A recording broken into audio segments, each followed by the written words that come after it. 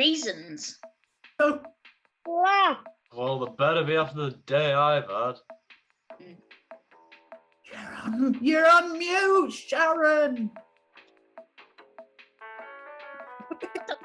There, is that better? Oh, you're a cat. What? I'm not a cat. Well, at least you're not on mute, Sharon. It's fine. Okay. So, the joke, right? I was talking to my friend the other day, and she said to me, she went, I know a man with a wooden leg named Bob. So I said, what's the name of his other leg? Oh, Sharon, that joke's embarrassing. I mean, if we're talking about embarrassing, I have a really embarrassing story that might cheer you up, Sam. So, a couple of years ago, I met my hero, Ian McKellen. Ooh. Yeah. So he was doing a travelling show for his 80th birthday, and I saw him at the Lyric in Hammersmith, and I was so excited.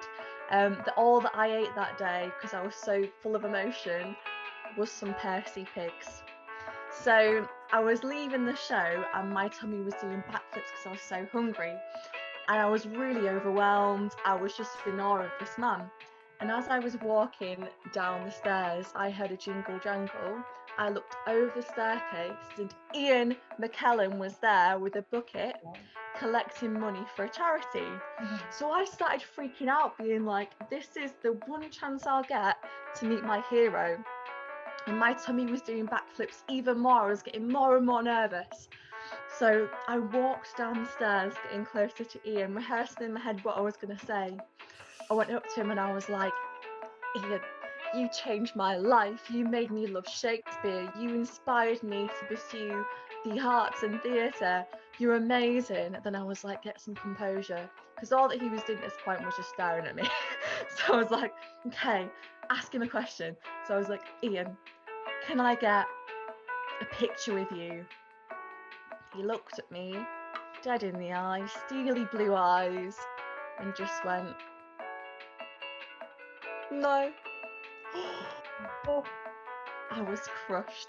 But then this feeling that I'd been having of my tummy doing backflips got really big, bigger and bigger and bigger, to the point where I was like, oh my god, this isn't right. And very audibly, I farted in front of Ian McKellen. I know. Oh my God. That is embarrassing. He definitely heard it. Would you like a cup of tea, John? Please. Zoe. Thanks. And oh, thank you. Doing this. Coming to you, Aidan. Andy? Thank you. What is going on?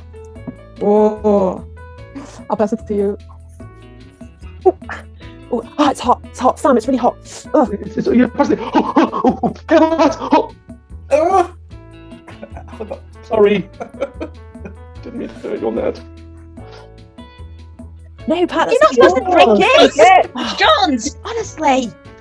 Like, there's enough left. There you go, Sam. Careful. Catch it. Cheers, John. It's coming to you next.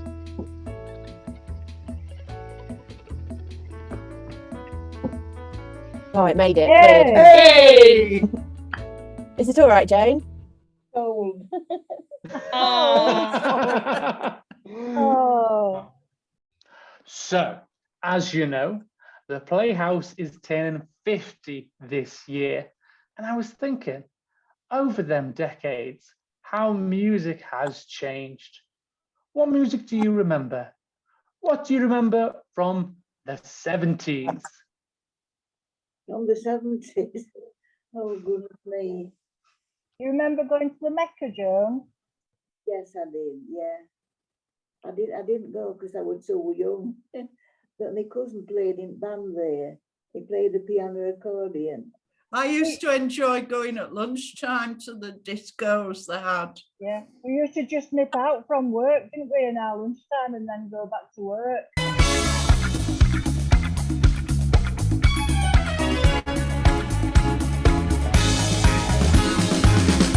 80s, I remember going to Ritzy's nightclub at the back of the Merrion Centre. And they used to have an under 18s disco before 9 o'clock. And then after 9 o'clock, it was for over 18s. I just used to stay in for both. But it didn't matter what music it was, whether it was rock, pop, synthesizers, anything like that. We were always on the dance floor, handbags in the middle.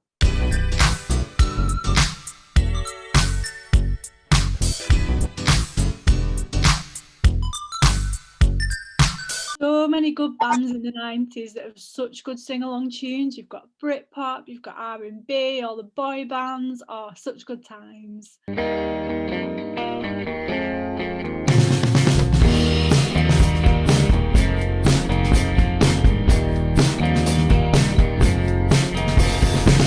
Growing up in the 2000s, it was sort of like a surgence of dance music started to take over. I remember at school disco, everyone busy boogieing away to like stuff, and then although there was like emo music and like pop music all the time, a lot of the stuff they used to play was mainly dance music.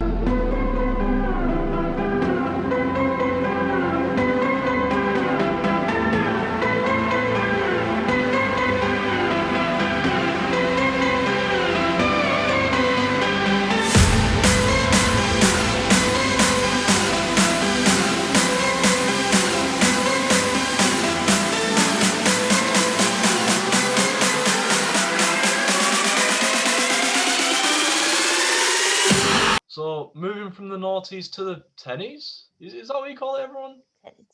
2010s. I don't know. 2010s. Yeah, that does sound more realistic. Yeah, I agree with that. Anyhow, in the 2010s, there was some great up and coming genres. There was alt rock. You had indie coming through, but there was one genre that came back in the 2010s, and that was punk.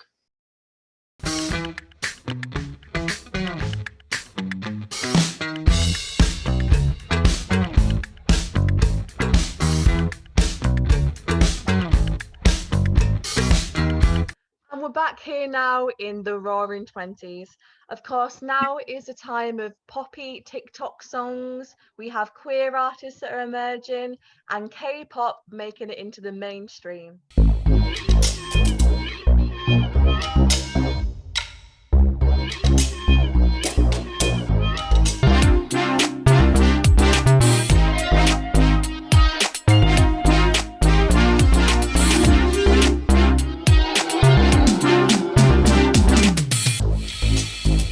Well done, everyone. That is absolutely amazing. Give yourself a round of applause.